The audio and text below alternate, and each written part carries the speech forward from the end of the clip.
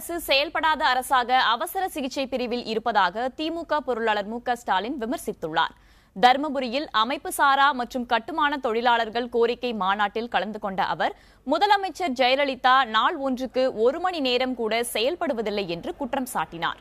அத்துடன் முதலமைச்சர் ஜெயலலிதா தொழிற்சங்க நிர்வாகிகளை இழிவுபடுத்துவதுடன் அவர்களுக்கு எந்தவித நன்மைகளும் செய்யவில்லை எனவும், தமிழக சட்டப்பேரவையில் 110 விதியின் கீழ் 200க்கும் மேற்பட்ட அறிவிப்புகள் வெளியிடப்பட்டு அதனை செயல்படுத்தப்படவில்லை எனவும் ஸ்டாலின் கூறினார்.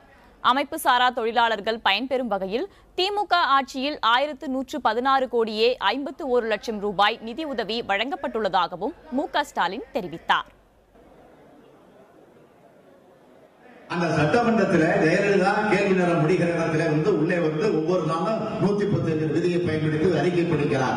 ஆக அந்த விதியை பயன்படுத்தி அதே முதலமைச்சர் ஜெயலலிதா என்னென்ன தொழில்கள் வந்திருக்கிறது, யாரு கையொப்பமிட்டிருக்கிறார்கள், MOU புரிந்துணர்வு ஒப்பந்தம் எவ்வளவு போட்டிருக்கோம், எவ்வளவு பேருக்கு வேலை கிடைக்கிறது, அதை சட்டமன்றத்தில் சொல்லக்கூடிய அந்த துணிச்சல் அம்மையார் ஜெயலலிதாவுக்கு, முதலமைச்சர் ஜெயலலிதாவுக்கு உண்டா?